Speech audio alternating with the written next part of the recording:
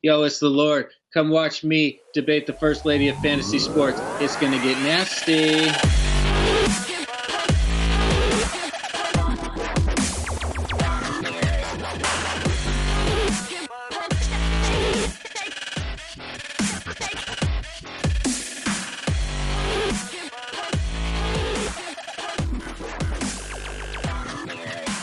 All right, well, this is, of course, Off the Record, and we are being brought to you this week in conjunction with our new partner, Dynasty Football Factory.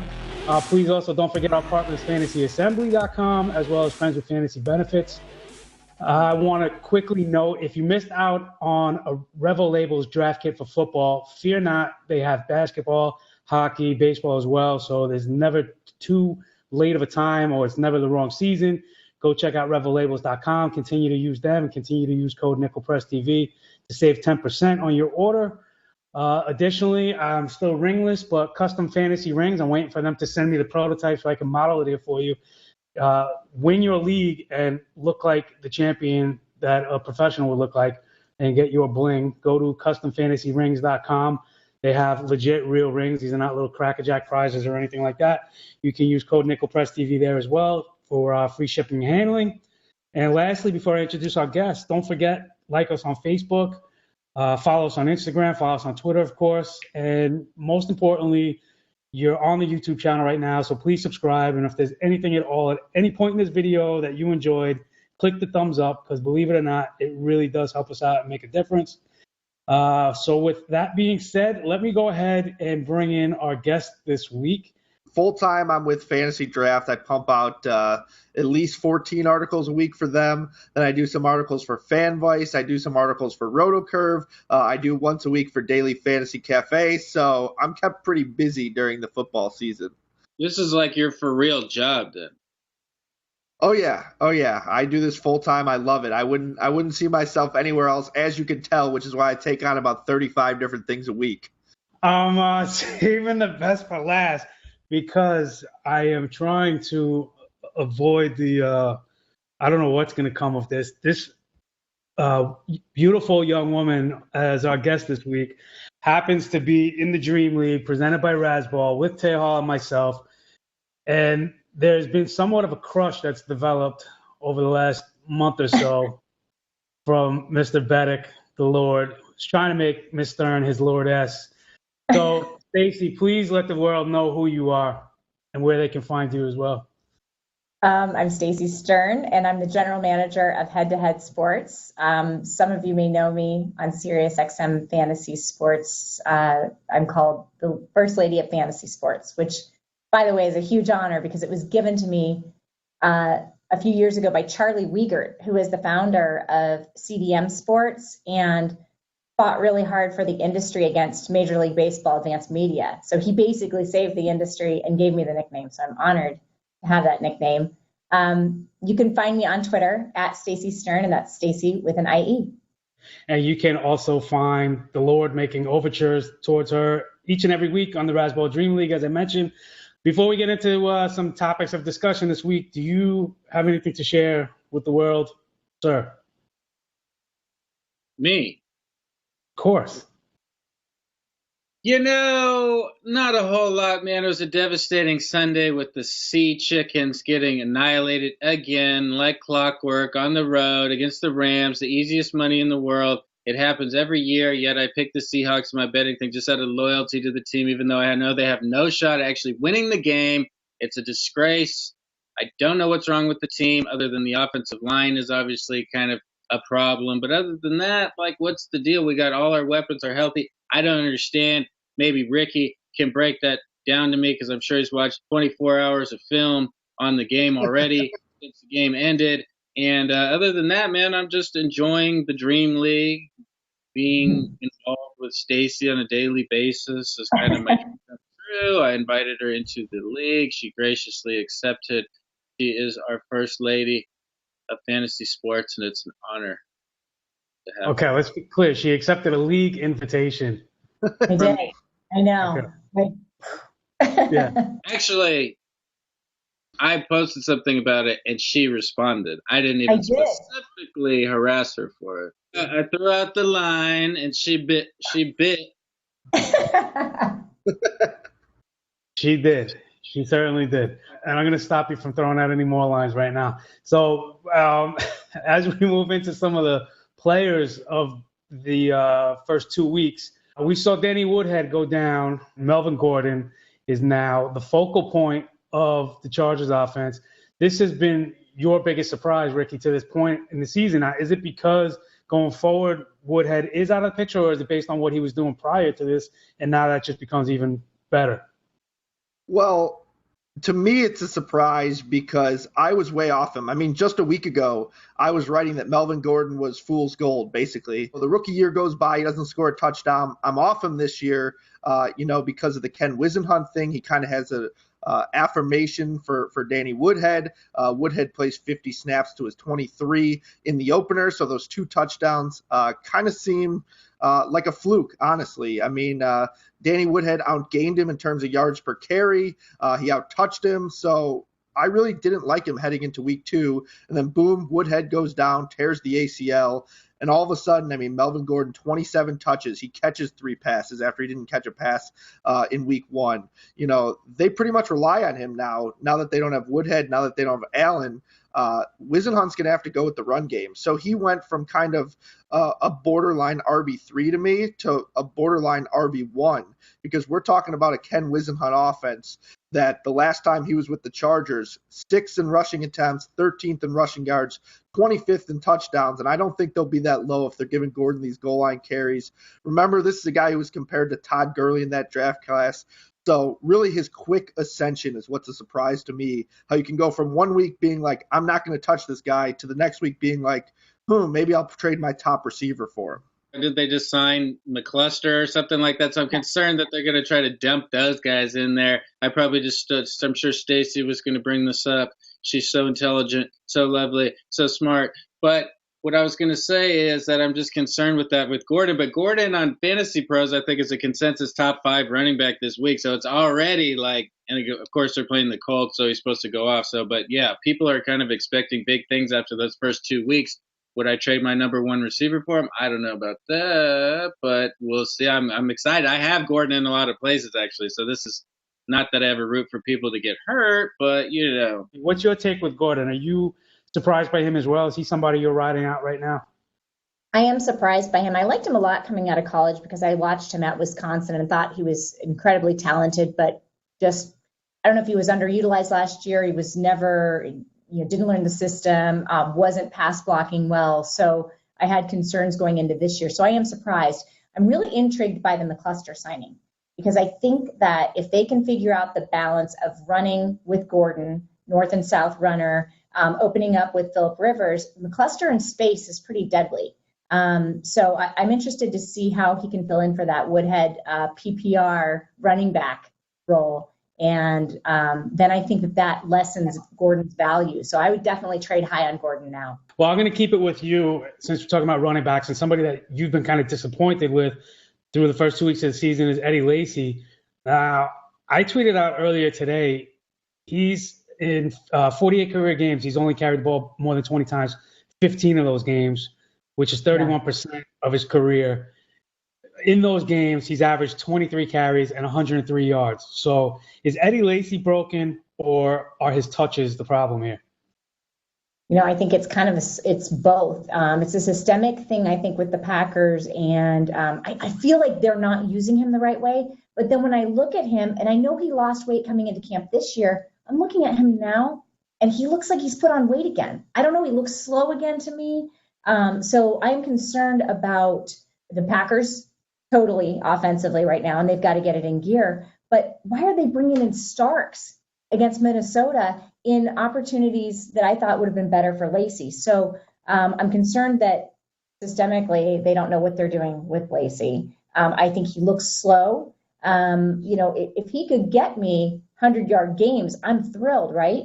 But I don't think that's going to happen. And I think through the first 2 weeks, fantasy points-wise, we're looking at like 15 points or 13 points, depending on the league, if it's a PPR or half-point PPR like ours in the Dream League. I'm just really concerned about him getting touches, and then I'm concerned about him getting red zone touches specifically, because that's what I was hoping for. was goal line carries. Yeah, I'm not a fan. I kind of agree with all her points on him, and he was kind of the reason that I was so on taking wide receivers early, kind of regardless.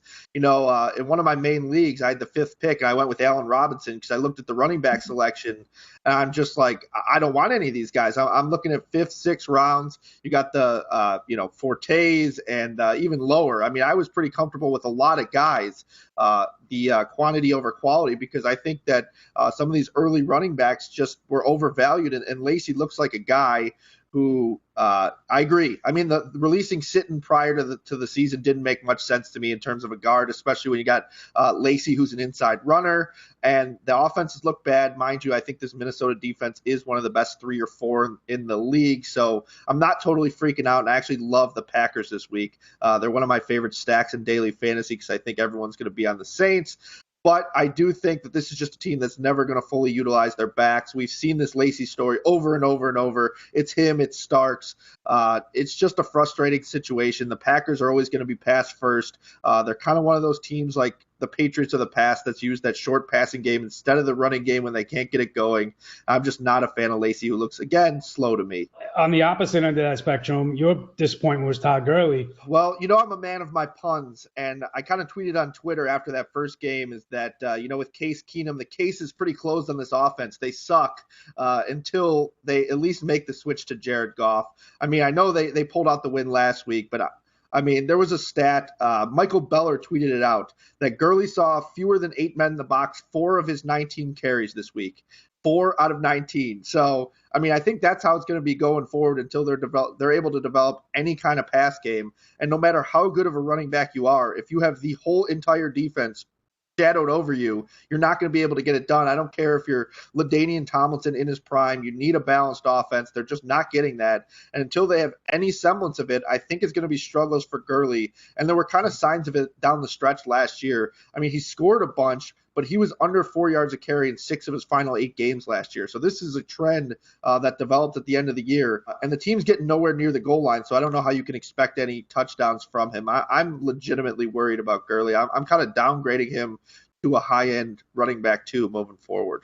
It's been like 10 minutes since I've spoken, so I kind of lost track of what we were talking about. Oh, you're still talking about Eddie Lacy here. I got to point out that I do love the pictures behind Stacie. I always point them out. I love those little tree things, and where do I get those? I don't remember. Probably I don't know, Crate and Barrel or something. I don't know. Okay, cool. I'll check it out. But yeah, Awesome. Eddie Lacy, I don't understand. Like, what are they doing with this guy? You guys have already said it, I'm sure. I don't know. I wasn't really listening. But, I mean, why are you not using this guy in the goal line? I mean, over the years, they insist on running Kuhn there. He's finally gone, thank God. But instead, they're throwing on first down in the flat. It's just like you have this huge dude. And then on fourth down, like you mentioned, I'm sure one of you mentioned, again, I wasn't listening, but Starks on 4th and 1 or something like that, they run him. Like, I don't understand when he's out there beasting on people. I mean, we saw what he did. They had like D linemen just shoulder plowing him and shit. And they can't put this guy in at the goal line or on a 4th and 1. Isn't that the purpose of a running back like this? At Gurley, I'm not too concerned. I'll probably buy low. I mean, do I think he's going to be the best running back in fantasy? Maybe not, but I prefer like a Bell going forward when he comes back, and probably David Johnson. But Gurley could still probably be a top 3, 4 running back overall. I'd still, if somebody's about to give up on him, I would take a look-see there. I ran a Twitter poll literally last night asking, am I crazy for asking this? Who do you prefer, Melvin Gordon or Todd Gurley moving forward? And with a substantial amount of votes, I think it got close to 100, 67% were on Melvin Gordon moving forward. If you have Gurley, are you selling or are you holding? So I have him in an auction league, and I just put out an offer for Allen Robinson. Would I do it for Gordon? I mean, I tend to say that I like Gordon better moving forward, but when I have Gurley, I got cold feet. I'd probably want a slight advantage along with it, but it is enough to make me think. I'd probably be holding. Gurley, though, I agree with you on putting offers out because the name value is still there, and that offense, even if they make the switch at quarterback, is Goff really going to do anything that's going to make people not focus on the run still? So you're still looking at the same thing. If you're in a dynasty league or a keeper league or something like that, maybe the story's different, but all this turmoil and changing of the guard at running backs with all these injuries. I'm going to bring in the doctor real quick. Hey guys, it's Dr. Seal, Correct Fantasy Doctor, giving you a rundown of major injuries that happened this weekend. We had a lot to deal with. First off, Adrian Peterson. Adrian Peterson suffered from a knee injury. He could barely bear weight. His knee was locked, and he had what's called a meniscus tear. Now, usually with a meniscus tear, when you end up with the knee being locked, you are going to have surgery, and you're typically out 2 to 4 weeks if the meniscus is cleaned up, or 6+ weeks if you repair it. We don't know what surgery, if any, he's going to have. The reason I say if any is because from the sounds of it, the Vikings are going to try to play him this weekend. Now, I don't expect him to perform well at all. Whether he's a small tear or large tear, if he plays, I don't expect much from him. So I would bench him this weekend and look for him to have surgery later on this week. Donte Moncrief, wide receiver, had what looked to be a concussion, but also ends up with a shoulder injury. He had an MRI. We don't know the specifics of the findings on this MRI, but it doesn't sound that it's going to be too severe. But I really can't give you more insight than that because we don't really have many more details. Ameer Abdullah is heading down to Charlotte, North Carolina to be seen by one of the foot and ankle surgeons down in that group there. This surgeon is one of the specialists of something called a Lisfranc injury. Now, this is a big injury, and if he has it, look for him to have surgery and be out 6 to 8 weeks. If he does not have it, look for him to be in a boot. It would be more of a picture of a sprain, and he'll be out 2 to 4 weeks. Arian Foster suffered a groin injury. The MRI details were not revealed either in this case, but he's coming off an Achilles injury. He had a hamstring going into this week, and now he's got this groin injury. He has a history of his sports hernia surgery, and one of the things that as an orthopedic surgeon I worry about is groin injury and somebody had a sports hernia injury, and you wonder if this is a recurrence of that. Josh McCown had a MRI of his shoulder. Unfortunately, the Browns are getting hit with one quarterback injury after another with shoulder issues. McCown, from the reports, will be missing a few weeks. We don't know the exact mechanism or details of the injury, but it sounds like he's going to be missing a few weeks. And finally, Rashad Jennings was in a cast. It sounds like he may have a sprain of his wrist or hand, but it's weird to be in a cast. Look for him to be back within the next 1 to 2 weeks if it's just a sprain. Probably the most alarming one we just heard out of that was Ameer Abdullah, and that leads me to a player that I asked our guest this week, who's somebody they regret not drafting, and Ricky's guy was Theo Riddick. I'm kind of known in the leagues as the pass-catching back guy, and this guy fit all my formats. Guy catches 80 passes last year, should have been a guy I had circled, and I end up, a few rounds later with Sproles in places instead of this guy, and it just makes me sick to look at this because, after watching that first week, it looked more like an option 1A and 1B instead of me thinking that Abdullah was going to be the guy and Riddick was just your typical third down back. I don't think that's what this was at all. I mean, their snap count the first week, I think, was 40 to 24. But if you recall, Riddick missed nearly an entire quarter. They were checking him for a concussion. So I think if he were healthy, it would have been closer to, maybe 3 or 4 snap difference. And he looked like the more explosive back. He averaged more yards a carry, more yards per rush. He was the one who scored 2 touchdowns. And I'm kind of throwing out week 2 because the Titans, they allowed the least receptions to backs last year. So even though he wasn't good last week, I'm still looking back to that week 1 performance where he looked explosive. And moving forward, again, I'm just throwing that week out. I think if 80 catches was the baseline last year, and his role's going to expand, and all we're worried about is Dwayne Washington on some early down work. I mean, this guy literally has a chance to give Forte a run for his money for the reception record. I mean, I think the Lions offense focuses that much on the passing game, and if Washington is your option at the power running game, it's going to be kind of like we talked about with the Packers with that short passing game.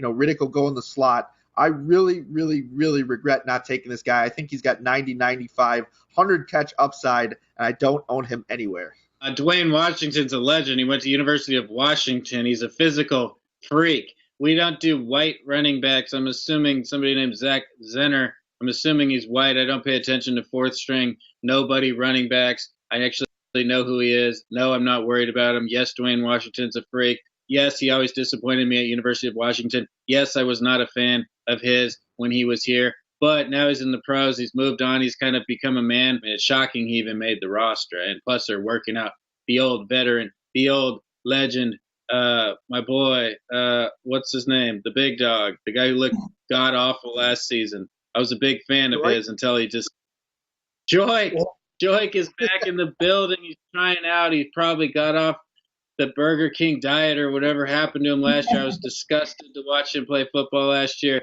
Maybe he's got something left in the tank. But, yeah, I like Riddick is the guy to own. Washington might be worth a flyer, though. I mean, I don't know what that split's going to look like. Yeah, Andy, I want to add that last year Riddick was RB18 in PPR as just basically the third down back. So if he's seeing his role expand, I mean, we could be talking about a monster. I want to ask you, Tehal, don't lords and bishops interact with each other? And wasn't there another former Washington legend? We don't need to talk about Bishop Sankey. Ms. Stern, you regret not sharing. I know somebody mentioned LaDainian Tomlinson earlier. I've often referred to Matt Forte joining the Jets as Thomas Jones, reincarnated with LaDainian Tomlinson. And so far, he has lived up to every bit of that. He's currently on pace, though, for 416 carries. Let's keep in mind his rookie year was the most carries he's ever seen in the NFL, and that was only 316. So there's absolutely no way he's going to be able to keep up this pace. And most people just figure it's all downhill at this point for him. Why do you regret passing him? He looks fresh. I'll tell you, I watched him against Cincinnati. I thought he looked really good. One of the reasons I regret passing on Forte is because, like Ricky, I like the pass-catching backs. They are the guys who I always target. And people were really down on Forte, and I wasn't.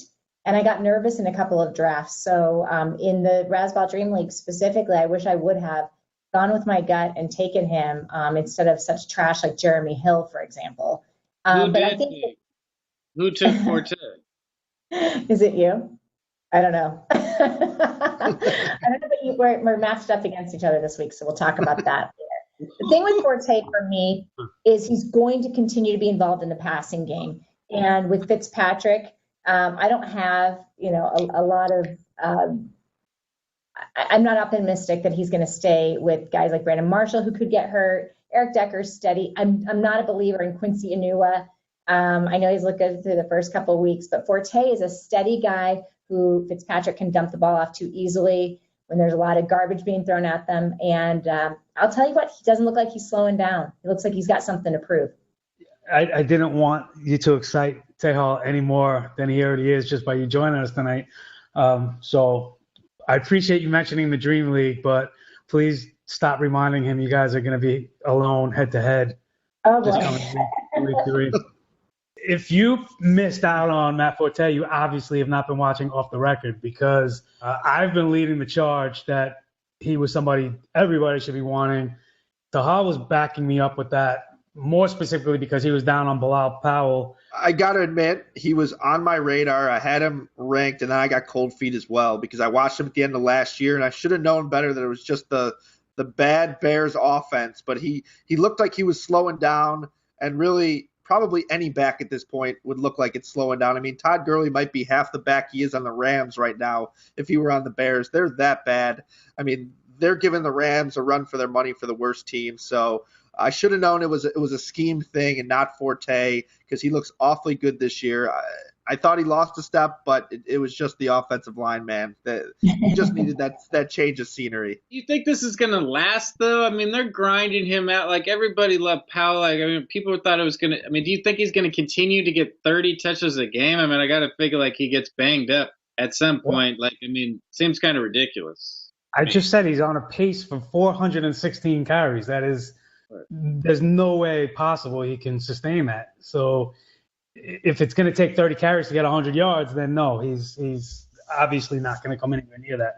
But is he serviceable? Is he, fringe RB1, RB2? Absolutely, I think. And the real question is his health. And he doesn't look like he's bothered by anything medically at this point. A player that Stacie regrets drafting is Jeremy Hill. Does this turn around, or is this just a sad story with a lot of unfulfilled potential. Unfulfilled potential is exactly what it is. I'm really concerned. First of all, I'm concerned with the Bengals. And after watching week 1 with Dalton and Green, terrific. And this last game, I know it was in the rain, it was sloppy, but they just looked bad. Eifert's always hurt. So if Green is always the guy, and by the way, I do like Tyler Boyd a lot. And so he's somebody that if he's not owned in your league, BT Dubs, get Boyd, because I think there's major potential for him there. But yeah, with Hill, with Bernard, I don't know what's going on. And Bernard's the better pass catching back. Hill, again, going back to his college days, this is a pedigreed guy from LSU. This is not some sleeper that they drafted and in hopes that he would perform well. But he's just not running hard like I expected. He can't seem to find the holes again like I expected. So I had higher hopes for Hill. I thought this was going to be a nice rebound year for him.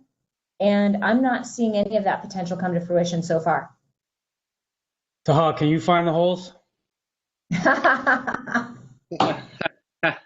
expected better. Come on. Yes, it is my specialty, and I'm not talking about when I played running back in junior high, because I was pretty good back then also. But yes, I'm playing Stacie this week. She's going to start Jeremy Hill against me. It's going to get weird on the chat. We're going to get very talkative this week. I'm really looking forward to it. I've been planning all week. I finally have a little off time, so I'm going to write my little Razzball post tonight. Probably give her a paragraph or 2 or 3 or 4 or 5 of just my general feelings towards her. And then, but yeah, okay, we'll never go that. But Jeremy Hill, yeah, I don't know what's going on. I thought he bounced back. I don't know what happened. Last year he looked terrible. I don't know really what the Bengals are doing. I feel like they gave that game away against Pittsburgh. I feel like Pittsburgh played terribly. They gave him multiple picks, should have given him a couple more picks, and the Bengals just didn't have whatever it takes. Their weak tight end dropped something.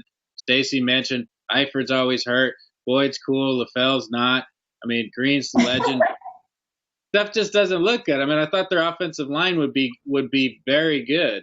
I thought it would be great. So I don't know why they're not pounding the rock. I don't know what's going on there. But Hill, yeah, I don't know. He looked like a star a couple years ago, and that star is fading. Highly touted guy, suffering from a foot injury. Sammy Watkins. Ricky, you regret drafting him.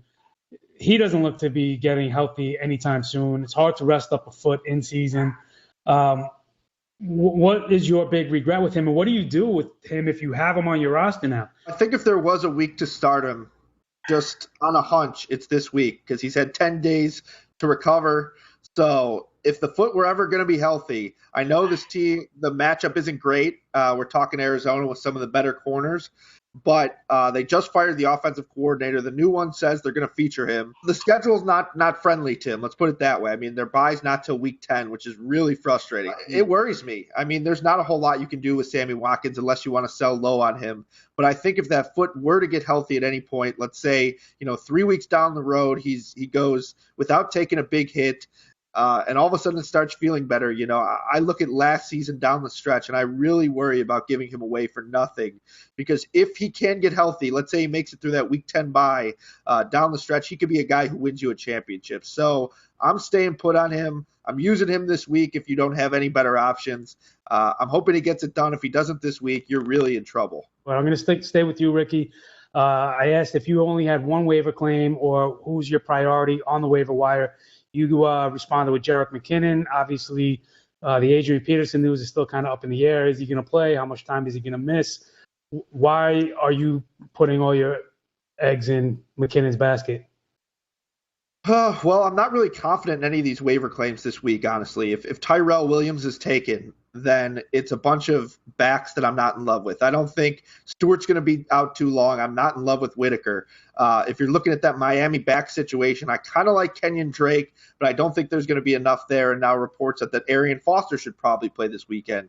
So the reports were that McKinnon's supposed to see 65% of the workload. I've taken them for their word, but I'm looking back last few seasons when Peterson's been out, the games that he's seen at least double-digit touches, which is 6 times. He's averaged 77 yards, 2.5 catches, and he scored exactly 0 times.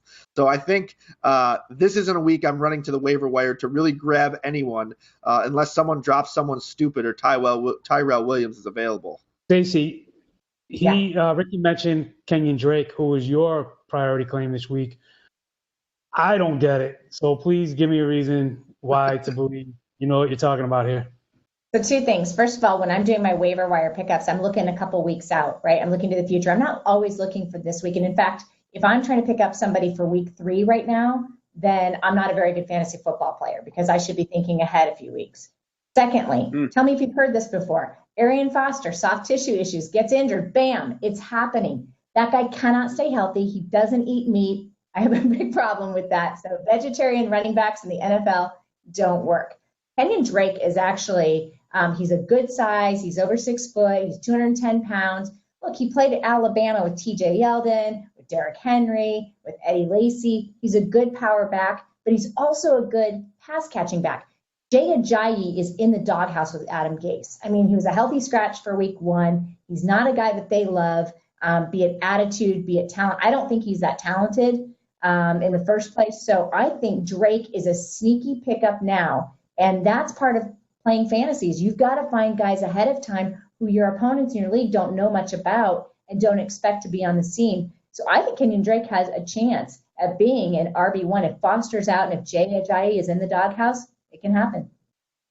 Well, I completely disagree with you on Kenyan Drake. Maybe that's why I just lost to you this week. And that, my friends, is why Stacie is the first lady of fantasy sports. That breakdown was beautiful. It was a thing of perfection, and I'm going to watch it over and over and over and over and over again. Slow-mo, rewind, slow-mo, rewind. Everybody needs to watch that section over and over and over and again because Drake is a good football player, and I like him more than Ajayi's bum-ass who's a scrub.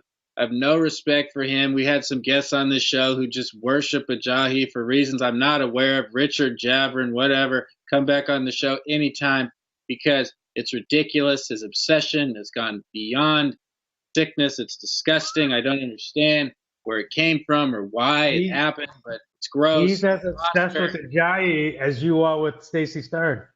No, he couldn't be. That's not possible. But, the tissue isn't the only thing that's soft and ruined about Arian Foster. This guy, he eats no meat, as she said. He's soft. He's injury prone. We loved him in that movie with Kevin Costner. That was a horrible film. And then, other than that, but McKinnon, I don't know what's going to happen with Peterson. McKinnon, I've been on the McKinnon train like every single year, and it always burns me. It always ends up with nothing. Asiata steals all the touchdowns. Asiata gets all these carries. McKinnon, I'm always expecting him to break. Like, when's that 70-yard TD run going to happen? It still has never happened, and I don't understand why it's not going to happen. Maybe this is the year. It's a tough call. I'll probably grab McKinnon.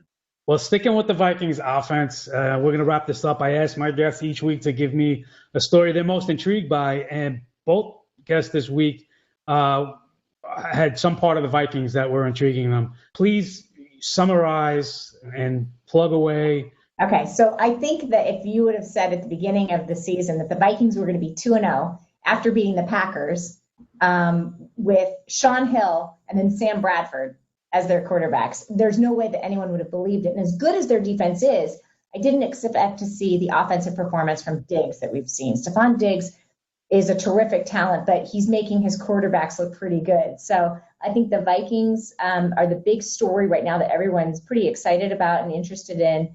We'll see what happens with Peterson and Asiata and McKinnon. But I think we expected the running game to be better. Their offensive line is pitiful, and what they've been able to do is nothing short of miraculous there.